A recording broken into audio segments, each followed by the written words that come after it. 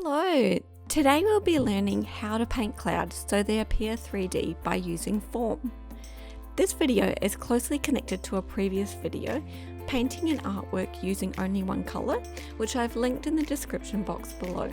Check that one out where I discuss additional techniques in order to create depth and tone within an artwork. You can also see the process and final result of painting the seascape artwork that we're working on here. As it links to this video, we will only be using grey, where I mix with black, white and a hint of Prussian blue to create our clouds. Before we begin, I'll quickly introduce myself. My name is Ellie and I'm a practicing artist and art teacher living in Melbourne, Australia. Please support me and my channel and hit the like button. If you enjoy this video, please also subscribe with the notification bell on for more content like this. So let's get into it. In order to apply form to your clouds, firstly you need to understand its meaning. So to create form in your subject matter is to add a third dimension to your flat two-dimensional shape. This shape gives you the appearance of all three dimensions, so width, height and length, enabling you to replicate a lifelike illusion using form. So form is closely connected to other art elements, shape, line and tone. And if you are unsure what art elements are, these are the fundamental visual elements to an artwork or painting, and they enable you to create the aesthetic qualities. Begin by spending a few moments looking intently at the clouds in your reference image, or from life if that's your preference. Just be aware that if you are drawing from life, that the clouds will change very quickly. Notice the darkest and lightest areas. So if you were to divide your clouds up into flat two-dimensional geometric shapes, how might you do this? Now on your page, draw with parallel lines to create the 2D shapes. Then add additional lines to change them into 3D shapes. The area that makes them three-dimensional will be the shadow and is the area I have cross-hatched in this example here. My inspiration here came from a reference which I've credited below. You might like to draw over your reference image with a pencil as well. Now this doesn't need to be perfectly accurate, but will give you an idea of where to use the darker paint on your page.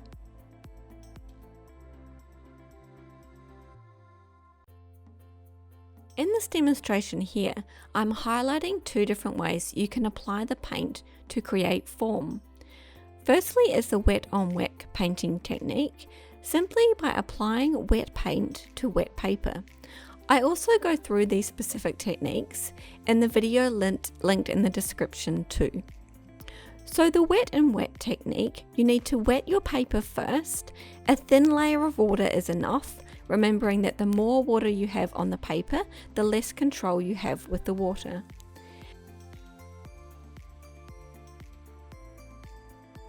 Begin by bleeding in your shadows or darker areas by applying a small amount of paint that you have already diluted with water and dab onto the bottom areas of your clouds.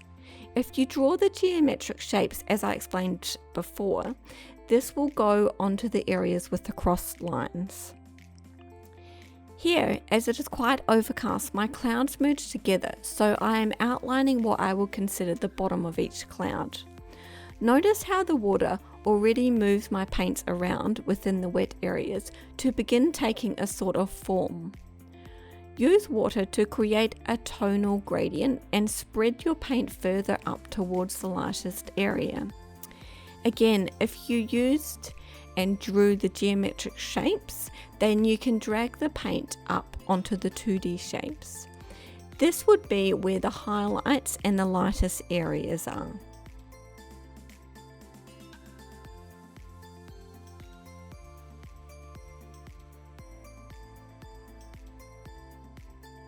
Another factor to consider is the direction of light and where your light source is coming from. In this case, the sun. Have a look to see how the rest of the clouds take their form, and keep listening to hear how to paint the smaller clouds.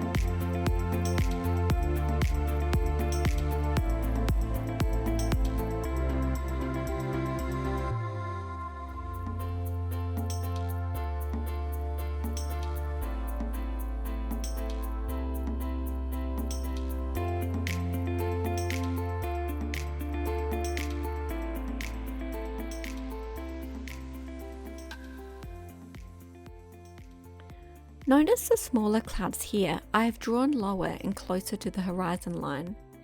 This is to give the appearance that they're further off in the distance. The painting technique I will use here is the wet and dry technique. Also notice that the curved lines I am painting appear quite strong and the edges are fairly sharp. They don't bleed or blend into the surrounding areas.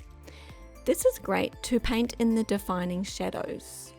So use a clean wet brush to then drag the wet paint up into the white areas of the cloud so the pigment gradually blends, keeping the outsides of the shadows the darkest. Here my clouds are quite small, so it doesn't take much brush strokes and paint to create a gradual blend.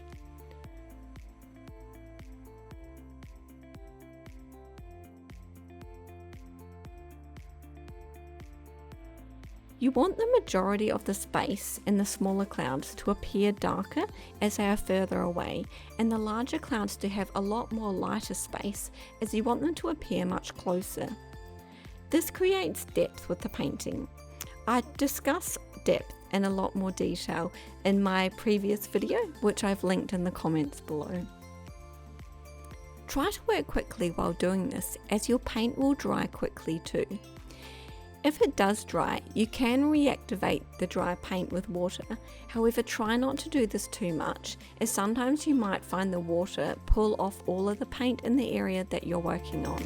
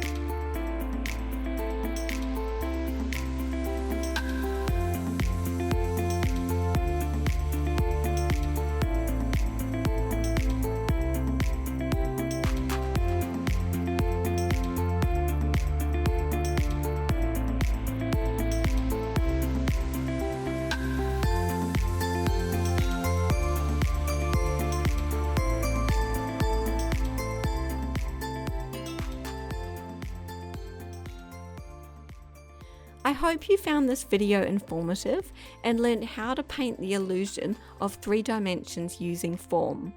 Please remember to like this video by hitting the thumbs up button and press the subscribe button with the notification bell on for more videos like this one to come. Drop your comments below and any recommendations of content that you would like to learn more about. I look forward to seeing you all again very soon. Goodbye and take care.